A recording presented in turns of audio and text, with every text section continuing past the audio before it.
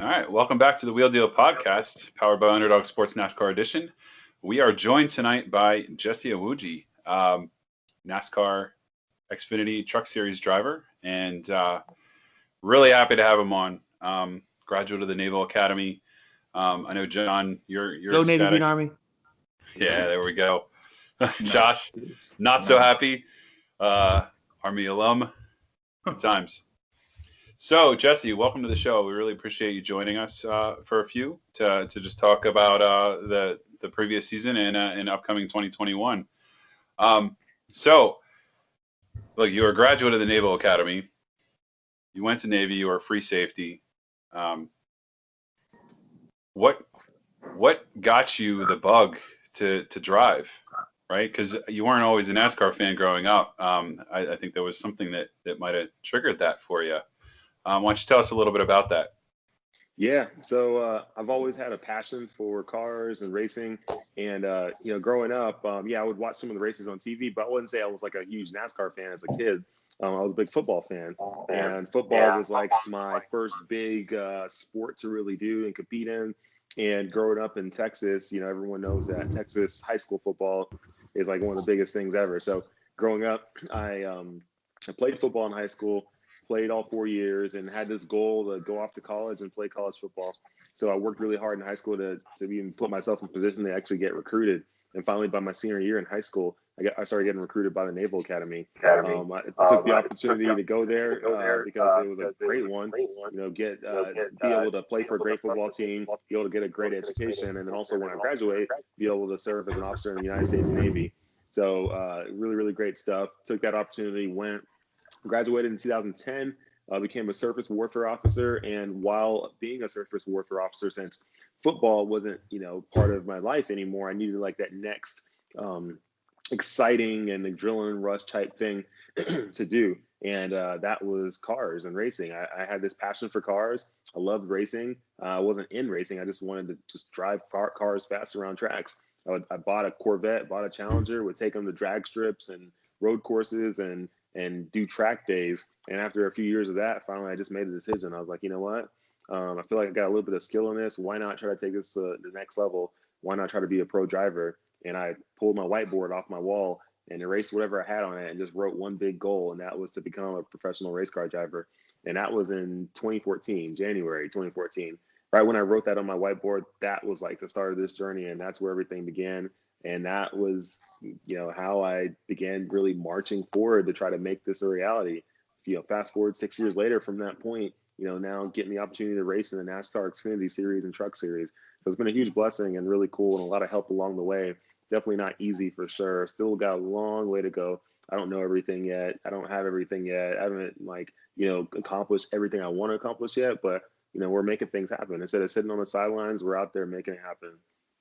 It's awesome, man. It's awesome. As a fellow surface warrior, awesome, man. That's awesome. Glad to see you doing something with it.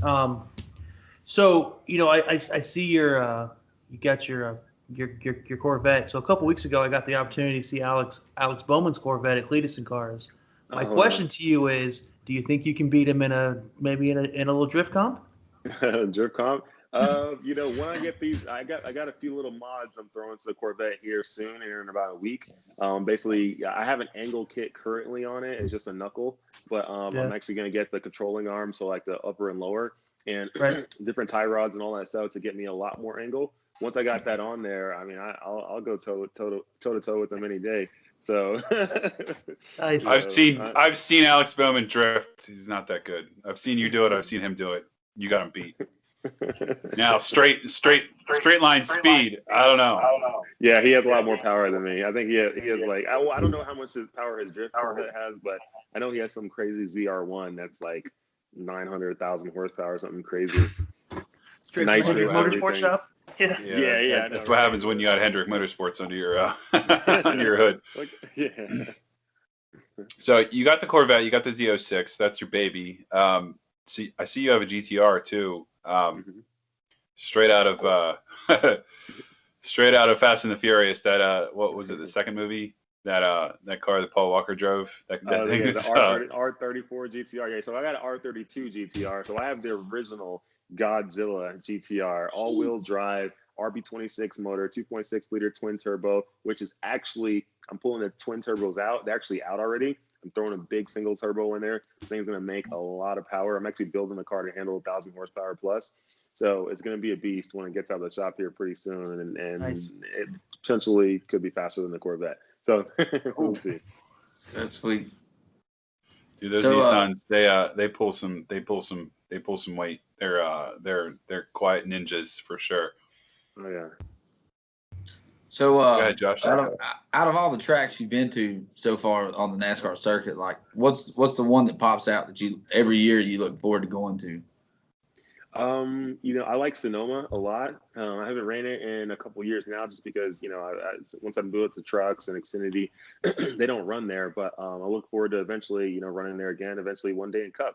And I love that track. It's fun, really fun road course. Wish it was a little bit cooler outside when we run it, but a really fun place to go.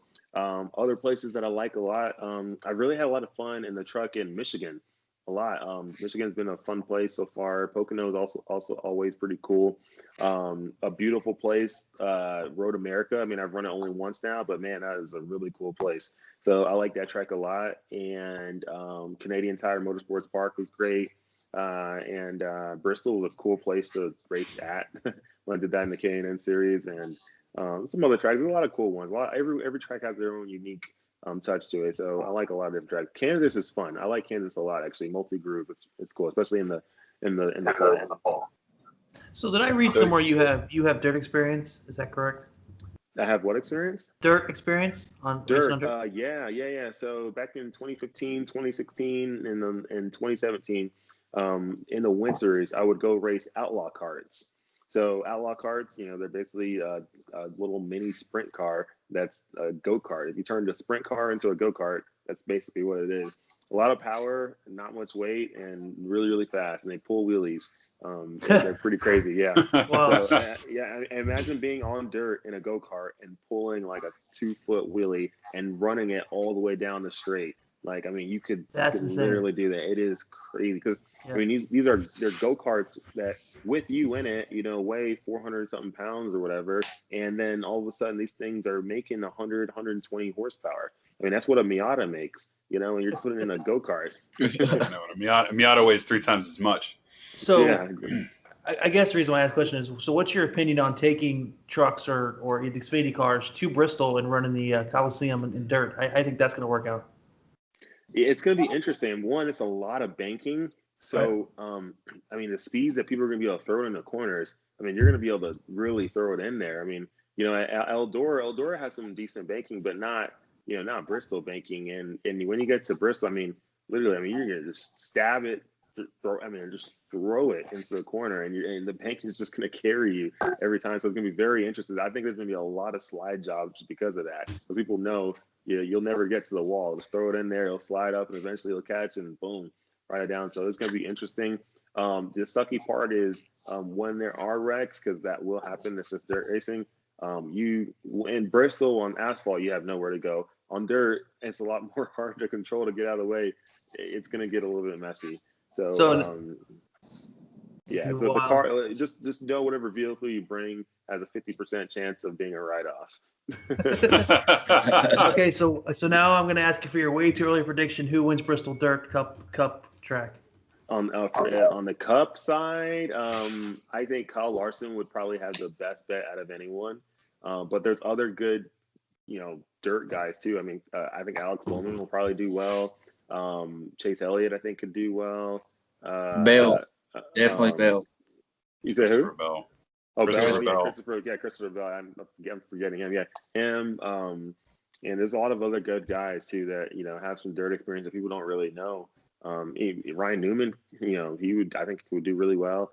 There's a lot of good people. So it'll be interesting to see. But at the end of the day, these drivers, they're good at just driving, period. So, just because they might not have a ton of dirt experience, they're going to be good anyways. Like, they're just good. I've learned that over the last few years. Like, don't count them out. People used to tell me, oh yeah, when NASCAR goes to road courses, like, all the drivers who, used to running over is not good at road coursing. And no, they're still good drivers. They just figure it out. It doesn't take that long. So speaking of road courses, so you mentioned 3 road courses that you liked out of like 5 or 6 tracks that you mentioned. One thing I noticed, both your truck debut and your Xfinity debut were both on a road course. So with trucks, it was Canadian Motorsports Park. With Xfinity, it was Road America, which actually I saw that race. So is that something that you like? Are you a road course aficionado? Is that kind of your style? I mean, I like road courses a lot. I think they're fun. The reason why I started on the road courses didn't really have anything to do with because I like them more. It's more of just because NASCAR has a certain approval process of, letting you move up the ranks. So when you get into a series, a lot of times, like, especially if you don't have a lot of experience, they'll make you like start on the road course and then go run short track. And then from there, go run an intermediate track before they even approve you to run like a super speedway. So, jumping into Xfinity, if I would have said, hey, I'm going to go run Daytona, they wouldn't have let me. Like, they would have been like, no, you got to go run a short track or a road course or something first, then intermediate, and maybe run a few of those before they even approve me to run a Daytona or Talladega. Which makes sense because if you think about it, any lower series that you would have run, whether it's ARCA or K&N, that's what you would have touched on, was either a road course or a short track. So, those series don't really touch on Daytona too much. Yeah, exactly. Now, there's some people they let jump from a lower series to a bigger series and jump into some bigger tracks. Sometimes it just depends on experience. Like like somebody like a really good late model driver like Bubba Pollard or something like that. He has tons of late model experience, been racing for years, has tons of experience. He'd be some guy that he could probably be like, hey, I want to go run an intermediate track in an Xfinity, and they probably approve just because the guy's been driving since he was born. Right.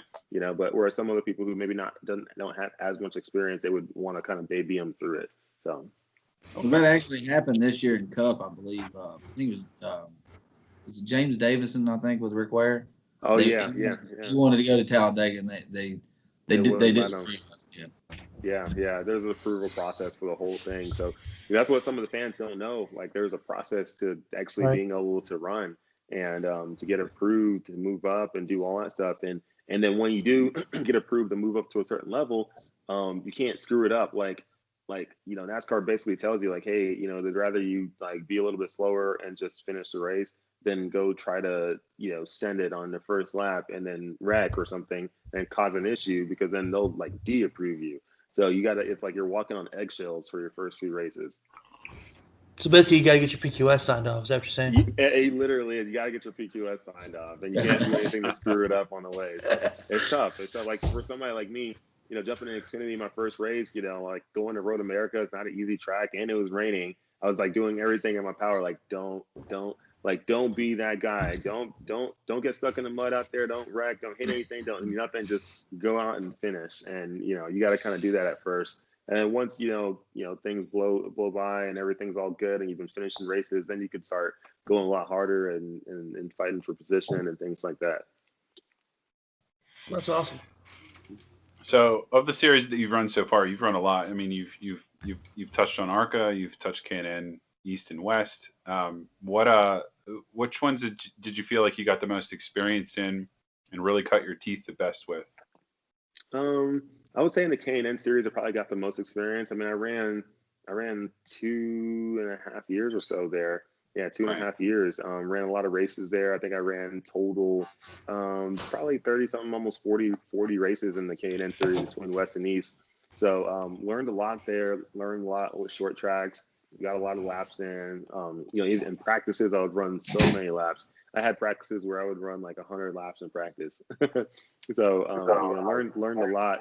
But it helped me, gain some experience before jumping into the stuff I've been able to do. Because, unlike everybody else had been racing late models for years and legends and all that stuff. I never ran all that stuff. I ran like 5 or 6 late model races before I jumped into a K&N race. So I didn't have a ton of experience. So I needed all that time in K&N for those 2.5 years to really, figure out what I was doing. Nice. Yeah. All right, so what's your plans for next year? What do you got going on? Anything we should know about? Yeah, so next year, the goal is to, continue to run Xfinity stuff. Trying to get as much experience there as possible. you know, it's going to take just, once again, you know, money, sponsorship, all that stuff. That's a big part of it. You know, in order to get on track, you got to make sure it's funded somehow, some way, whether it comes out of your pocket or it comes out of a sponsor's pocket. Somehow, some way, someone has to, you know, front the money. So, you know, putting together the right partnerships, authentic ones is always key. You know, right now I got this esports tournament going on that's going to be happening here next week on iRacing, and that's been pretty big. And I've been trying to grow that with my agent and my other partners that we have on board. You know, we're trying to grow the esports side of things in racing because we feel like that's the wave of the future. Like more and more people will be getting into sim racing. It's becoming more popular. It's getting out there, being streamed, TV, all that stuff. So trying to grow that, grow my other businesses too. You know, I have a trucking company, real estate investing business. I put on drag racing events. I do a lot of other stuff outside of NASCAR. So trying to grow everything that I'm doing and just have an even better, you know, 2021 than I did 2020. So I didn't let the COVID stuff slow me down, you know, a lot. I mean, it slowed us down a little bit in the beginning of the year. But I mean, from there we were rocking and rolling, and I think we capped off this year on a really, really positive note on a lot of the business stuff I've been doing. So next year I want it to be even bigger and better. Well, you know, like you said with the iRacing thing, I think the COVID probably helped you because with it being front and center on NASCAR, you know, when NASCAR went to run e races, that really helped, you know, get that side of things out there. And you got a pretty sweet setup I saw on your Instagram. Yeah, so, yeah, thank you. You want to tell us a little bit about your rig, what you got set up? Yeah. So I have a Track Racer TR8 set up. That's the cockpit. The wheels, pedals, and shifter and all that stuff that I have is from Fanatec. I got their DD2 steering wheel base, or what's it called? Yeah, direct drive base, which is very realistic. So the direct drive, basically that's where my steering wheel connects to. And that direct drive system has all these gears in it, and it's really heavy. I think that thing weighs like 20, 30 pounds, and it's so strong. I mean, like if you're if you're on the sim and you like hit something, you gotta like let go of the steering wheel. It could like almost break your wrist if it really wanted to. It's like really, really powerful. So anyway, I have that. And then I have VR. I use my Oculus for VR because that gives me a more realistic feel. Because anywhere you look inside the car, you can see it, and it feels like that you're in the real race car. So I like that a lot. And yeah, I mean, I train on my sim, you know, usually about 2 hours a day, every single day. In fact, here after this, I'm probably gonna jump on the sim and knock out my 2 hours. Nice. That's awesome, man. So would you say so that's interesting. So one thing with the Oculus, I just want to touch on that a little bit more. You don't really see too many guys running the virtual headgear. Is that like a newer thing, or the technology that good now that I mean, even with the Cup guys when they were running the e-racing during the break, I didn't see any of them with a headset on. Yeah, a lot of people don't run it. Why? I don't know why. I know my version of it, which is like the older version, was a little complicated getting it set up. And there's all these wires and cords and all that stuff, and it can be a little bit annoying sometimes. The 3-screen setup is like one of the simpler ways to do things. People like that. People do the 3-screen or 1 screen in front of them. For me, I just wanted the most realistic feel, and I feel like the VR was the way to go. Ever since I tried it 5 years ago, the first Oculus Rift that came out, I fell in love with it. I was like, this is how I need to train. This is going to give me my best training I can get. So I invested in it, got one, and it's been great. Yeah, I've not heard of that, but that sounds really cool, man. The fact that you can look around on it. I mean, I would prefer that if I was training. If I was using it to get prepared for races, that's what I would want to use. Yeah, you can look all the way around. I mean, when you put the Oculus Rift on, when you put it on, I mean, it's like putting on a helmet in a race car. Everywhere you look, and you're in the car. If I turn back and look back, I see the back of the car. If I look down, I see legs. I look to the left, I see in the pits, I see my pit crew. You know, you can look everywhere. So it just makes you feel like you're in it. You're actually in the real race car. And that's what I want. I want the realistic feel. That sounds like more fun anyways. It is. So, you know, we've asked the other Cup drivers we've had on, or other NASCAR drivers, would you say that the iRacing is about as close as you can actually get without putting on a Hans device and doing it for real? Yeah, for sure. I feel like it's about as close as you can get. The dynamics are very, very close. whether it's road courses or oval, I feel it's close. Now, the tire model and how they got it going, I think there's still a ways to go and working on that to really get that to be super, super close. But it still gives you a decent feel. You mean the fall off? Well, some of the fall off, but then just sometimes how almost a lot of people complain the tires on iRacing are like driving on ice. If you like, that's sometimes what it feels like. But you got to train your mind to drive it on iRacing. Like it's different than real life because you're not getting the same feel as you are in real life, which is telling your body and your muscle memory to do a certain thing. You're not getting that on iRacing because you're driving virtually. So you got to train your mind to understand that so that you can still drive it like real life. So it's just taking getting used to. It's not easy, but iRacing was never meant to be easy. Right. Now, would you say the braking points translate well from from the real track to the iRacing track, or would you say it's a little different? No, braking points that all translates very well. I mean, whatever I train on iRacing, I use it in real life. The braking points are very, very close. Wow. And like very, very close. Nice. Awesome. All right. Greg. All right. So, I don't know. I don't really have any. So Jesse, one thing to note. And we can kind of end with this if you want. One of the videos I was just kind of watching. This was a few months ago, actually. I caught the video of you with it was the Make-A-Wish Foundation, and I want to touch on some of your charity work too with it too. So this is just kind of like a breakthrough into that. That video with Darren, that you flew him out to California. I think it was California, right? I think you flew him out to California. Idaho at that time. Idaho, okay. And you got him into an ARCA K&N car, and you had the fire suit, the helmet, everything. You treated him like gold, and I just thought that was just amazing to bring out him and his family. His wish was to ride around in a stock car and spun some laps with him. I just thought that was amazing. You were so gentle with him and just accommodating. You sat him in the front seat. You started the engine. How was that for you? Was that or like a rewarding experience for you? No, definitely was super rewarding. Really cool experience getting a chance to do that, and that's been one of the coolest things, honestly, that I've been able to do over the last 5 years in this whole racing journey was that experience. And being able to do that for him, he's no longer with us anymore. He's in heaven with Jesus, and but knowing that we got to do the cool things for him, and not just what we did for him. A lot of people did a lot of cool things for him. It was really cool to have that happen and him be able to experience that stuff before he passed away. So, it was just having this platform in NASCAR and being able to, be on TV, race professionally, do all that stuff.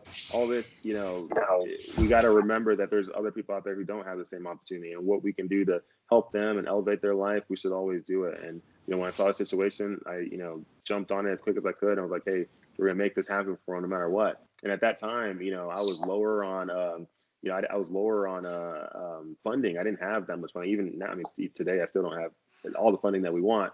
But back then I definitely didn't have it, and I used money that I needed for an upcoming race. Like I basically took what I was going to use for paying. I was going to buy 3 sets of tires for a race, and I took basically a set of tires worth of money to pay for that trip for his family to fly to Idaho, and we could do this for him. So right, that's what I was most impressed about.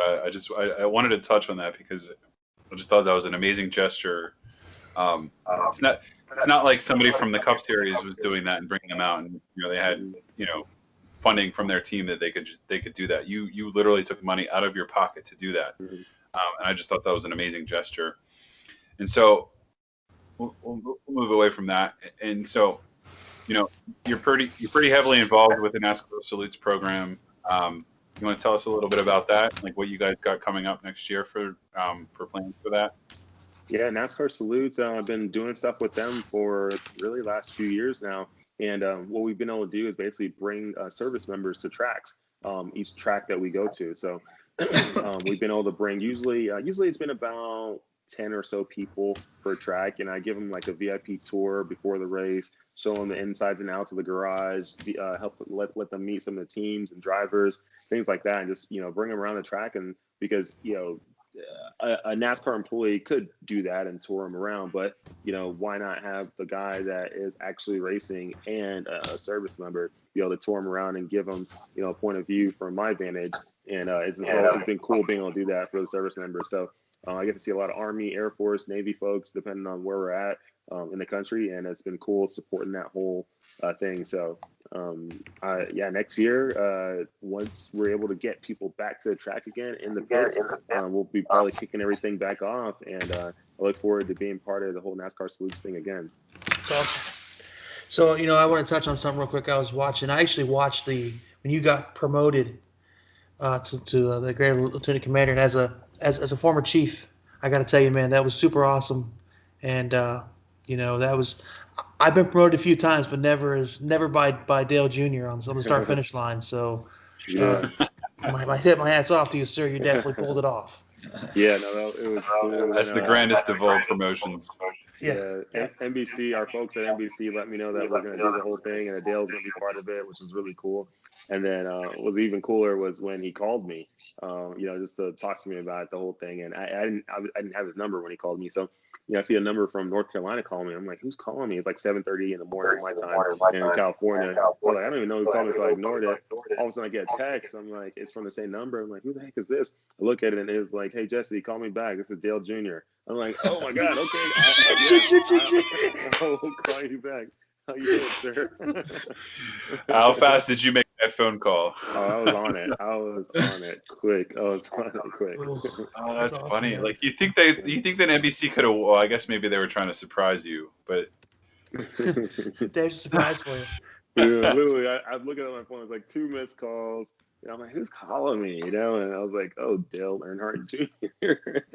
Just Dale Jr. I got It's one of the most iconic names in the sport. I don't know.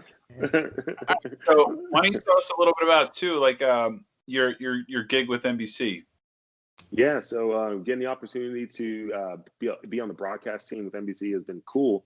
Learned a lot. It is not easy being on camera live and having to spit out a lot of information, stats, things like that, and connect with the audience. For me, I wanted to be a little bit different than the rest of the broadcast team. I wanted to really talk about, instead of talking about more play-by-play what's going on, I wanted to really talk about like stories of people in the series, and people sometimes that, maybe the broadcast doesn't always highlight because, maybe they're not running up front all the time, but there's always these interesting stories about people. And I wanted to highlight that stuff. I wanted to talk about driver feel, what's going on, like what these drivers are going through. Talk about elements of the race, the track that normally don't get highlighted.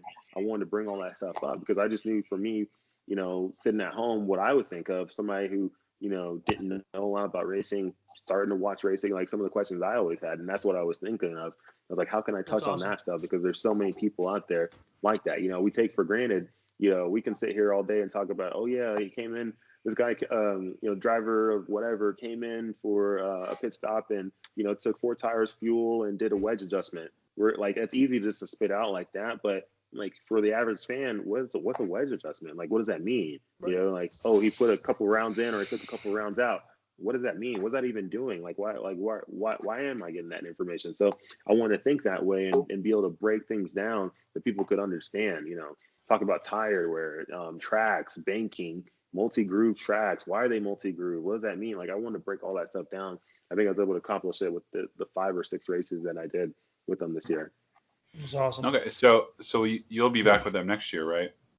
That's a goal. We'll see how everything pans out. I got to figure out, my racing schedule and everything else. And, I know NBC has been downsizing a lot recently, just with all the COVID stuff. Some people who have been there a long time have been let go, which sucks, but it's just, how this year's been panning out. I'm sure they'll grab everybody back up eventually when everything gets back to normal. But, we'll see what next year holds. Well, it sounds like it's time for new blood. Who knows? Fresh faces who are good in front of the camera. Yeah, you seem like a natural in front of the camera. So I for one enjoyed watching you do some commentating, and I hope you get to do it again more in the future. Yeah, no, most definitely. I'm looking forward to it. We should be able to do something. So it's a cool experience. Definitely a great learning experience, that's for sure. All right, cool. All right. Well, I don't know, Josh. Do you have anything else? Do you have anything else you want to ask? Or Nah, I appreciate you taking your time. I mean, I know you probably just got off work. It's probably, you got stuff you want to do this evening, but taking your time out of your evening to give us a chance just to ask you questions about NASCAR has been awesome, man. Yeah, man. Yeah. And from the bottom of our hearts, man, thank you for your service and all you're still doing with that. Some of us have actually worn the boots, and we understand. And to be able to follow your dream while still doing the active duty thing, that's pretty awesome. So, kudos to you. Yeah, reserves even better. Yeah, well, it's still awesome. So thank you, sir. We appreciate your time, and we look. Hey, maybe we can have you back on later on. We appreciate you coming by and giving the fans a really good deal. So we'll be looking for you out there, and go Navy, beat Army. Go Navy, beat Army. No. Hey, Bye, Jeff. thank Thanks, you, man. guys. Really appreciate it. Thank you so much. Yeah, thank you so much for having me. All right, bud. See you. All right, take Okay, well, we're good, and we're back. Kick him out. Well, I removed him from the call. I mean, his time was up. Well, Oh, that was time Jesse was Awuji, more- everybody, man. He was wow. more than that. I mean, I want to speak on something before we talk about this. The most that I've learned from us chatting with the guys we've chatted with. You had Joey Gage, Chad Fenton, Jesse Little, now Jesse Awuji. Dude, just hearing all that they've put in and all the work that they've put in, it really. I mean, and I'm not knocking Chase Elliott. I'm sure the dude's put in a lot of work, and I'm not knocking Dale Jr. I'm not knocking Kyle Busch. But a lot of them were handed their rides very early in their age. You know what I mean? Like, you got Jesse Little's almost probably the same age as Chase Elliott, still grinding, trying to get where he wants to be. Grind was the word I was going to use. Yeah. But I will tell you, man, it's refreshing to see that kind of hustle's still out there, though. Oh, yeah. They're all doing it, man. Yeah. And I mean, Yeah, I'm sure. Jesse Awuji's natural in front of the camera, though, man. Like, he knows. Out of all the people we chatted with, and I appreciate every one of them, it felt like he knew what he was about to say before he even said it, Yeah. He really good. Yeah. Unlike us. I really wish him the best in NASCAR because I like his personality. He's fresh. He's effervescent. It would be great for the sport. He's a funny guy. He was a funny guy, man. I really enjoyed him. Hey, look, I've seen him with stuff that he's done. I'll fully admit, look, I reached out to him desperately to try and get him on the show because I felt like he was a guy that we really needed to talk to. I'm glad that I did. Yeah, it worked out. It was awesome. Yeah, it's always good to try and talk to drivers in the off season. That's the one thing. I'll tell you, and look, we know that we have some very loyal fans, and we try our best to bring as many drivers on as we can. We've been successful, and we've also failed. Dale Jr. still won't return our phone calls, Jesse. So kudos for you. That asshole Chase Elliott will just not even. Yeah, Chase won't come on either. Hey, just so we know, Josh, I reached out to Kyle Busch. Fuck you. Kyle Seriously. Busch said that's what Kyle Busch told me. I don't know. Well, we've had a few. We've got one that's still in the works. He's just trying to find time. He's really busy right now. I'm not gonna drop any names so I can get him scheduled up. He just joined a new team, brand new full-time team. So hopefully we can get him on eventually. He's a really good guy. His dad raced. So does Uncle, but his uncle's from the other side of the house. Yeah, just no hints. Just dropping hints there. His uncle also got a hot wife, but no big. He's agreed to come on. He's just trying to find the right time, the right week, leading up to the season, I guess. Yeah. So interestingly enough, speaking of alums to the podcast, a little bit of news to announce. Jesse Little will be driving 78 with dang, I'm just dropping it. BJ McLeod Motorsports. BJ McLeod Motorsports. I literally just watched the video and I have it typed out on my screen. My screen timed out, and I hate my phone right now. Well, we just talked about it too before Jesse came on. Right. I think the great thing with Jesse Little right now with him doing this is Matt Tifft and BJ McLeod just started Live Fast Motorsports in the Cup Series. They got a charter. They're gonna be driving the 78 car. BJ McLeod's racing it full time this year. So this could be a great opportunity for Jesse Little if he can perform in that Xfinity ride. Because BJ McLeod, I think it's just a 1 year off thing. Maybe next year too. I don't think this isn't his future. He wants to be an owner. Him and Matt Tifft are done driving. They want to be the owner. So this might be Jesse Little's way of getting into a Cup ride. Exactly. And even regardless of that, I didn't know. I was confused as shit why BJ McLeod and Matt Tifft were starting a team together. I was like, that's the most awkward combination I've ever seen. Like, I didn't know. BJ McLeod was actually Matt Tiff's driver coach in the early 2000s. In 2010 era, he was his driver coach. So that's where they created a bond at. And then when Matt Tiff got out of the sport because of his seizures he was having, or his I think he had brain tumor, his tumor that he had. He's got a lot of medical conditions. That got working in his brain. Like, hey, why don't we start a Cup team? Right. So Yeah. that's a big step. I mean, the dudes went from driving in Xfinity Series and then driving half a year in Cup to now owning his own Cup team. We'll see how it goes. And I want to say Interesting. something. Go ahead. Well, I was going to say before we move too far away from the BJ McLeod thing. So last 3 or 4 races, and I didn't want to jump on this too much with Jesse on the phone because I didn't want to put him on the spot. Here's my not too early prediction. Like, look, the one domino's fallen. They announced Chad Little was gonna drive the 78 for BJ Jesse. McLeod. Jesse. You Look, said Chad. last 3 or 4 races. Jesse Little, yes. Sorry, Chad. Chad's his father. Darth Vader, slip of the tongue there. Luke, I am your father. Chad, I am your father. No, Jesse is. That was awkward. Anyway, awkward. So Jesse Little will drive for BJ McLeod Motorsports in the 78. Just so happens Jesse Iwuji, who we just spoke to, drove the 99 car for BJ McLeod Racing the last 3 of 4 races at the end of the 2020 season. I know he couldn't speak on it because obviously things going on. They had a very good sponsorship waiting in the wings with True Car Military, and I'm hoping that parlays into a full-time ride. That would be pretty awesome. It would be nice to have the Real Deal podcast racing Jesse team going on there. Well, Jesse left MBM Motorsports, and JD Motorsports. JD, sorry, yes. I'm wondering, and Chad Fincham seems to be possibly out of a ride in the 13. I wonder if somehow Jesse Iwuji gets in that ride. No, I'm pretty sure Chad's gonna be back at MBM. You think so? I would think. I haven't heard anything. I haven't seen anything about that. He hasn't really done anything. He's been racing go-karts locally here. Yeah. In it's in Kingsport. So I mean, yeah, because he's in Tennessee, right? Yeah, he's from Knoxville. I don't know if he lives in Knoxville still, but he's Kingsport Speedway. He was their track champion back in 2015, and Right. that was the first year I even started going there. But he's been doing a lot of go-kart stuff there. I would think that he's back there. I wish from him. I wish he would try to get maybe even drop back maybe to a truck and get a decent more.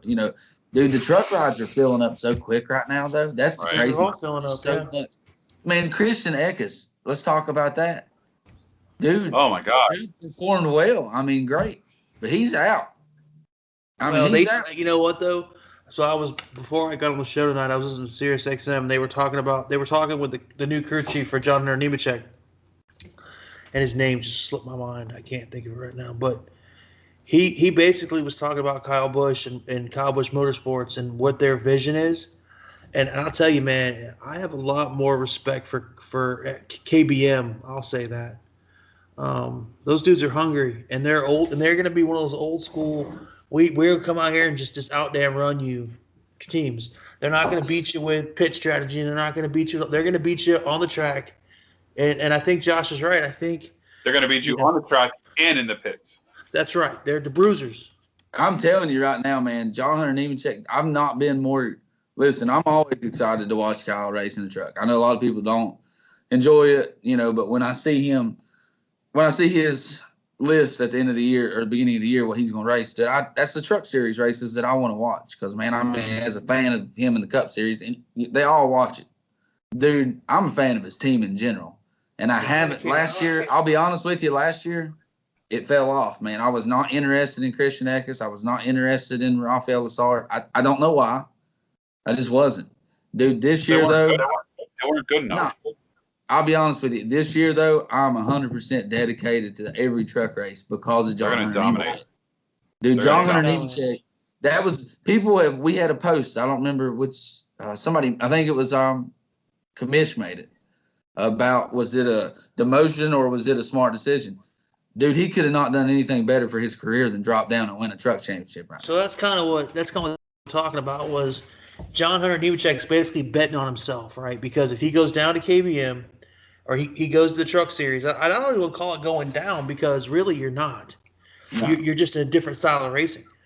What basically what he was saying was, give him 2 years, let him win a championship or show that he can compete hardcore. He'll get an Xfinity ride. A top tier Xfinity ride, like with, probably JGR. I would be honest with you. If he succeeds in a Toyota truck, JGR is going to put his ass in. That's exactly what they're saying. I'll put them in the 18. Yeah. So, and that could be his launching pad right in the back of the Cup Series because he's already proven he can hold his own in the Cup Series. I mean, piggybacking off that, you were talking about he's betting on himself. Somebody else is betting on himself right now. The same person you just talked about in the 18, Daniel Hemrick. Yeah. Is going. I mean, they're giving him. I did not think that he would. He had a lot of bad luck with that 8 car this year. There was a lot of situations it was out of his control. I didn't see him landing a top ride like that, man. And that for Gibbs to give him that ride. Listen, Hemrick don't have a whole lot of sponsorship. I don't feel like he didn't bring a whole lot to that table. So I'm thinking that they saw the talent in Hemrick, man. I think he gets his first win. Is JGR really committed to their Xfinity program the way they are, like to their Cup program? Not to the 8 car. Not to the 8 car. The 1, the 7, and the 2. Yeah. No, he's talking about JGR. Are they committed? You talking about Junior Motorsports? Oh, Junior Motorsports is dedicated like hell. Yeah, I think JGR is too, to an extent, and I think this year you'll see a big difference. They're bringing back the 54 car. And it's full time this year. I don't know if y'all have read that. They're bringing the 54 car is coming back, and it's going to have, from what I read, was all-star drivers. So Kyle's going to race 5 races in it. I would think that Denny is going to race a couple races in it this year. And what I heard, I can't remember. Somebody had said something about it. Martin Truex Jr. might possibly drop down and race some Xfinity races this year. Because if you think about it, that's extra freaking time right now. There's no qualifying, there's no practice. It's so many tracks. Why not use that? I know. Well, that's brilliant. I'm surprised. I know that we've talked about this multiple times, but I really don't think NASCAR is going to go back to that 3-day show that they've been doing. I think they're going to stick to this 1-day show shit. I don't like it, but I think it's what they're going to do. I really still think they do qualifying. They can still do qualifying. 1 practice instead of 3 practices. Just do 1 practice. Just give them an hour practice, and then we qualify, and then we race. Right. Do qualifying and practice the same day. Practice for an hour. Go qualify on Saturday. On the Xfinity race, and then Sunday. Don't need the Friday shit. Don't qualify on Friday. Just qualify on Saturday. They need to qualify though, man. They need to show that they got the speed off the truck. Something I didn't know either. We'll transition into the Snowball Derby a little bit here. I knew Rowdy had a lot of money and stuff, but Rowdy. What is it called? No. I'm talking about. They do a lot of fab work. Rowdy Manufacturing. Dude, they had technically Rowdy Manufacturing. They have their own Facebook page if you guys want to go to it. But they had 5 cars that they affected in the Snowball Derby. It wasn't just It wasn't just the two that KBM brought. Rowdy Manufacturing, man, Kyle's getting his hands in a lot of stuff to do with racing right now. That I didn't. It was something I wasn't aware of, I guess. I'll say this, man. I know you don't want to hear this. It was talked about in our little chat this morning. I think that you probably only got about 5 or 6 more years of Kyle Busch. Nah, 10. He already stated he wants to do 10. I don't know if he'll get to 10. I think you hit the nail on the head at the end of that, maybe 7. I don't see 10. I mean, dude, unless Dale, when Dale died, Dale was 50 years old. Yeah. You're not going to see that. You're not going to see that age in NASCAR anymore. Well, you are. I mean, you still have that now. Well, you did with. Well, Jimmy was old. How old was Jimmy when he? Dude, 45. Jimmy's like 45. I mean, like that's about the time now. But here's the thing. At what point does JGR say, "Hey, Kyle, man, you're going to have to go because I got all these young bucks coming"? Whenever he stops winning, and we talked about this morning, I think he's going to have a rebound year this year. I mean, I think. I'm not spitting the facts anymore about it, but we talked about Dale this morning. 90 and 91 won 9 races and 4 races and won the championship. And then in 92 won 1 race and only had 14 top 5s. Well, Kyle only won 1 race this year and had 14 top 5s. And then Dale went back to back. I'm not saying Kyle's going to go back to back. It's a different system now. But what I'm saying is throughout NASCAR's history, Darrell Waltrip has went through the same shit. Won a bunch of races one year and then had a down year. Richard Petty was up and down towards the end of his career. Tony Stewart, if we don't recall, had a down year and then he won the championship in 12? Hell, I mean, he had a down year during that championship year. Yeah, that's what I'm saying, man. Like Tony Stewart, I've never heard of him. Dude, these guys are streaky, man. Confidence is everything behind the wheel. It's momentum, huge. baby. It's momentum. It's all about the mo. So, and the whole process of the whole process changes. I don't want to lose the fact of like what you were talking about with Kyle, with like diversifying and like getting into a lot of other things. It doesn't fall on deaf ears that Samantha Busch seems to be the driver behind all of that. Oh, she has a savvy mind, and I got to tell you, she's got a lot of philanthropy. She's an impressive wife. She's very involved, and I think a lot of that between Rowdy Energy, Rowdy Fabrication, all of that. I think that some of that's driven by her. I do think that eventually, when he does retire, he said that he doesn't want to get. It's a lot of money to get involved in, but I think when he does call it quits, KBM goes full force. And I'm not saying that they Oh yeah. I'm not saying they moved its cup of right off the start, but they will have an Xfinity ride then I think eventually, and then you'll see. I think they have an Xfinity ride before. I think they have an Xfinity ride before he retires. And dude, it needs to happen for Toyota's sake because right now, man, you got 5 cars in Toyota. That's it. Besides, cars. five Cup cars is what I'm saying. Plus, you got I think MBM is Toyota technically. But what I'm saying is there needs to be another team like KBM in the Cup Series working with Joe Gibbs, not against him, working with him to really bring Toyota to where Chevy's at right now. And I think that's going to happen when they switch to the next gen car. When the next gen car comes, that levels the playing field, and it also creates a problem for some of these older drivers because they're not used to it's a different animal, right? So like when the COT came out, right? It was a different animal. So we saw some retirement around that time frame. Yeah. I don't think Kyle. Man, I think not Kyle. I think Kurt. We got one more year. I think after he'll race 1 year with the next gen, and that'll probably be it for him. Harvick's probably on his last leg with the next gen, in my opinion. Newman. Denny. You got Denny too. Newman. Denny, dude, that's what's weird with Denny, man. I think he where it levels the playing field, and they've got to buy new cars anyway with his car team, I do think Denny after this year, I don't know his contract status. I don't know that crap, but I'm saying I think Denny goes 2-car team and races for 2311 by himself. With Bubba. I could be wrong, but I can't Google it right now. I really think he's got one more year because that's kind of what the rumor was about him going to Hendrick.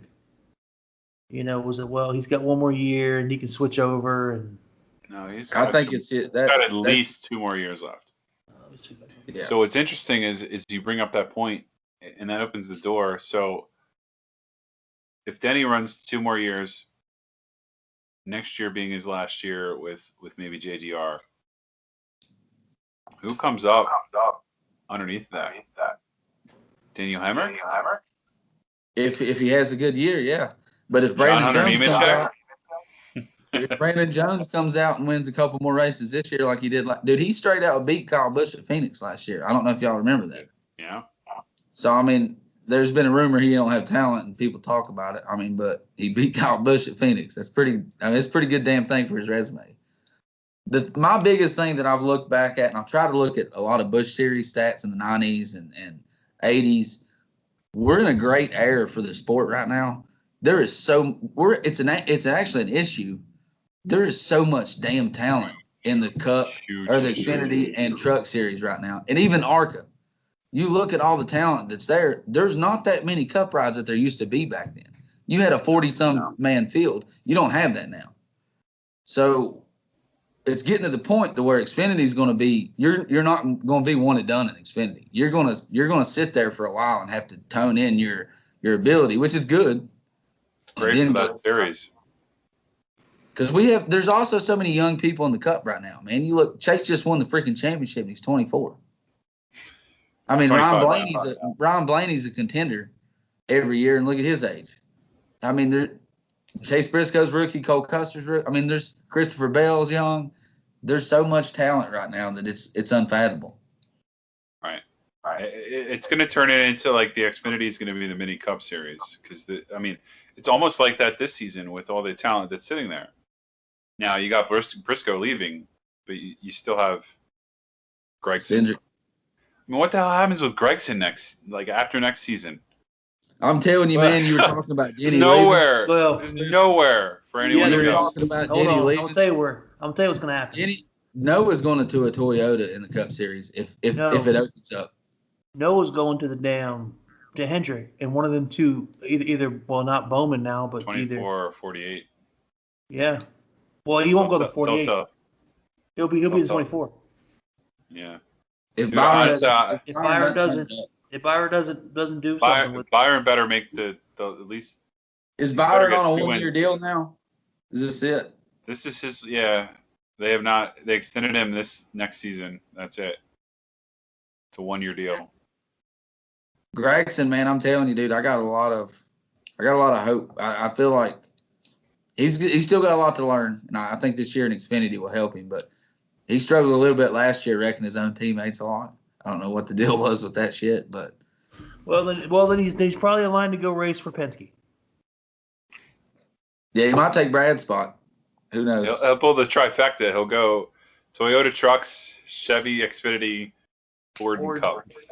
Dude, next year's silly season's not going to be any. No, it's gonna be way worse. It's gonna be crazy as You're hell. looking for a ride. You already got 2021. Cindric's taking the 21. Where's Matty D going? Does I'll he drop remote- next year back to a top ride in Xfinity?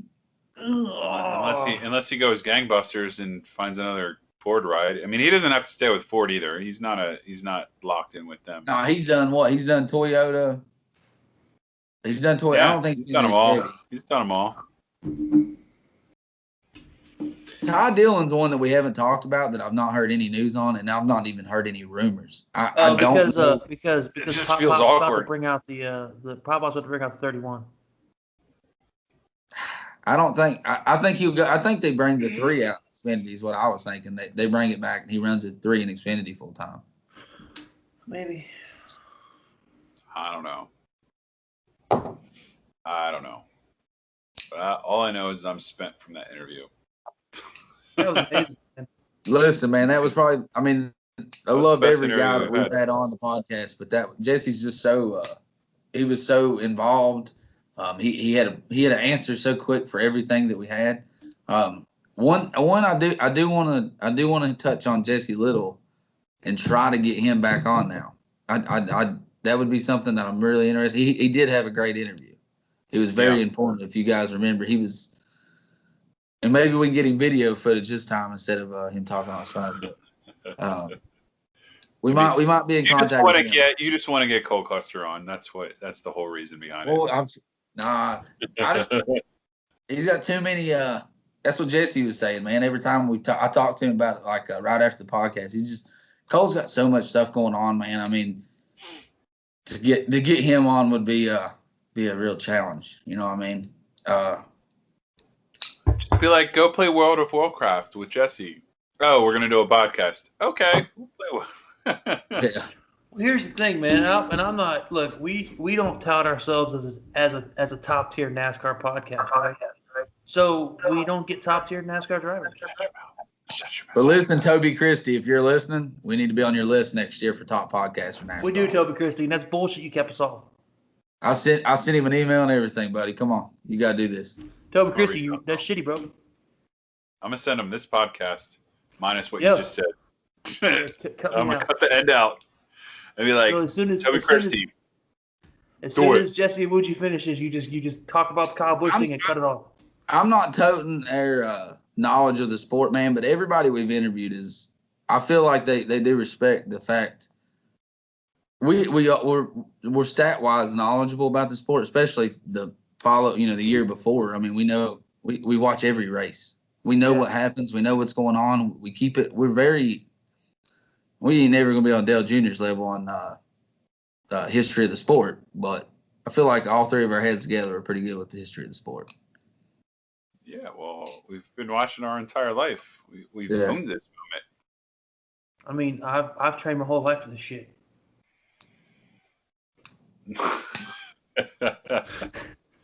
All right. So, you guys have anything else you want to talk about? Or? I just want to give a quick shout out. Aaron's doing well, so we hope to see him back soon. Now he's back to working, but at least we know he's healthy and he's over the COVID. Well, the problem is now he's working to make up for the fact that everyone else, everyone else in his shift has COVID now after he had it, and now he's covering their asses after they covered his asses. So he's still on our thoughts and prayers, but I'm glad to see he's back on the road to recovery. Josh, I'm glad your internet didn't shit on you tonight, man. That's awesome. I have something I need to bring up after last week. Snowball Derby? Well, okay, so let's talk about the Snowball Derby. First of all, look. Kudos to Majeski. Kudos to Ty Majeski on a fantastically run race. They tuned on that car the entire race, and they dialed it in. He was good all race. He killed it. First of all, it's not the finish I wanted, but third place is pretty damn good. Dude, he was humping. Dude, he had not run a super late model in a while, and the body's changed. It was different. Kyle ran a fantastic race. I don't know what they did. They made a change towards the end of the race. Josh, I don't know if you watched or saw anything at all. Yeah, I watched the last. Really good. He got up to second at one point and was running really well, and then the car fell off. I don't know what happened. Kyle was running really well. He was up there in Hungary. Kyle qualified well. Chase didn't fucking qualify and had to run the LCQ to get into the fucking race, which was sort of embarrassing at first. And I was like, please just show out. Like, so he won the LCQ on Saturday to get into the show. And oh, by the way, your winnings is to start 31st. Dude balled out. Quick, though. Dude balled out and came up, got in. I was impressed. All right, so they're on. So Chase is on to Millvale Speedway in I think it's South Carolina this weekend to get some dirt experience. He's never run a goddamn midget car before, so this should be fucking interesting. Hopefully, it isn't flip the car. Yeah. So we had. I want to pick y'all's brains on that, though. I want to pick your brains. Oh, go ahead. The Snowflake 100.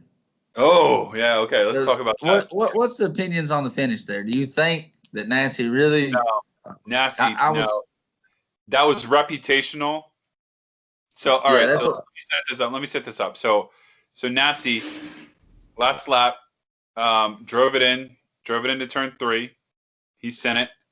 It was very Dale Labonte-esque of It Bristol.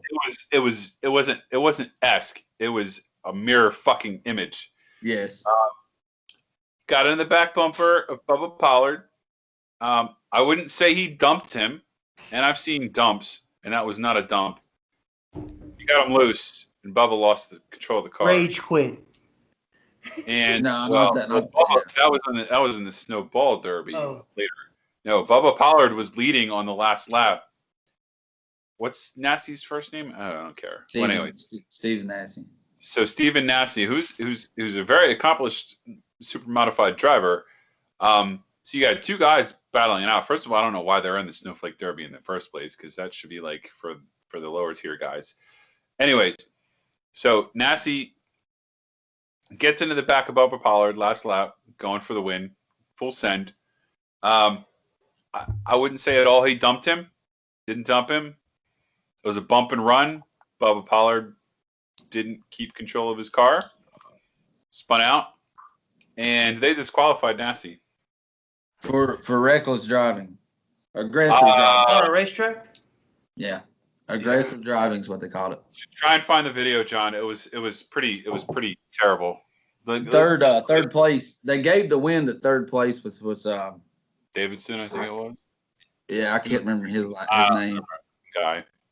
Anyways, it was more important than two guys. So it truly was the Snowflake 100. Yeah. But what it Definitely. was Nasty. Nasty has a very His reputation. he has a reputation for doing this. I mean, he's from what I haven't been to a lot of his races, but somebody was telling me he's been in a lot of altercations after races, wrecking people, fights, and it's just I think they looked at that and was like, well, if it would have been reversed and Bubba would have done it, I don't know if they'd have called it. No. I mean, I don't So know. wait a minute. So what you're saying is you have a driver who's known for being aggressive and for being kind of an ass, spun somebody out to win a race. Huh. Sounds familiar. I'm just saying if Kyle, the same thing in the Cup Series, if Kyle does it, he's probably going to get penalized because they know what he was doing. If Chase comes up and bumps somebody like that and he wins, they're probably not going to take it because they know he's a clean driver. You know what I mean? They know it's not. They know it was unintentional. It was a race move, you know. Right. Oh, so it could have been a misjudgment. Yeah, they didn't penalize him for that, so eat a dick. They should have. But you know what? They did penalize him in the court of public opinion, and that's why this year's most popular admin is my man Greg Moore. Congratulations. Oh, look, I was gonna build up to that. You just fucking dropped the bomb. Everything, man. I was gonna give Josh his kudos first for the. Dude, that's what's. I listen just for me to even be in second, going against a Chase admin, and Greg, you put out great content. That has nothing to do with you being Chase admin, but just for me to even be up there in second meant a lot to me because every post I make, I have hate. It don't matter. It don't even matter if it has Kyle Busch on it. If it just has a picture of Chase Elliott eating a gold flake corn dog or something, you know what I get? Kyle Busch is a pussy. Bow to your queen, 18. And I'm like, damn, dude, it had nothing to do. Out of your queef. Greg, I got a T-shirt idea. Out Out of your queef. Embrace the hate. Bow to your king 18 underneath it. I love it. Listen, man, So, I just try to make people laugh with my shit. That's all I care about. So, Josh, I will fully admit, like, your content is second to none on this page. You get people going. That's the whole point of what we do. I am a close second to that. I will fully admit because I get some shit going on as well. I am not vanilla as you would think with a Chase admin. I do stir the pot quite a bit. I do want to thank everyone for the most popular admin award. I know a lot of it has to do with being the admin for Chase Elliott and everyone just voting for him. But that's besides the point. So, Josh, why don't you tell us a little bit about the award that you won? Dickhead of the day? What was it called? Like that? It was It was basically a reward for best content. I forget what the name of the award was, but he did a great job at the awards, man. I have to admit that. Like just him and Jeremy getting together and doing that was really cool. Yeah. My award, man, I was just happy to get one. It didn't, you got the Diamond Award, didn't you? No, Yeah, that was That was Mark. Dan. Or Dan. No. Dan got the Diamond Award, basically as like Mine was the like true Jimmy most Award. valuable crew member, most valuable Yeah. crew member or something. Most valuable pit crew. Yeah. Yeah. Okay. There we go. Yeah. Which right, is so- definitely a Kyle Busch award because he has a great pit crew. So. I was going to touch on the whole award ceremony thing more. Except for you today. fired your crew chief. We'll go into it more next week. We'll highlight the admins that won awards last Thursday. I got a little sidetracked today with Jesse Awuji being on. Priorities here, people. Bring you drivers. Who gives a shit about the Yeah. awards we win that we award to ourselves? It's awesome Gold though. star. Yeah. Gold We're star. cutting it on time though, right here. We are. All right. Yeah. So with that, watch your damn hands, Josh, Jarrett, John, take it away. Yeah, man. Wash your damn hands. Love your neighbor. Don't be a dick. And remember, Joey Logano sucks. Y'all have a great night. Something we can all fucking agree on. Thank you. Thank you. Peace, guys. I love y'all.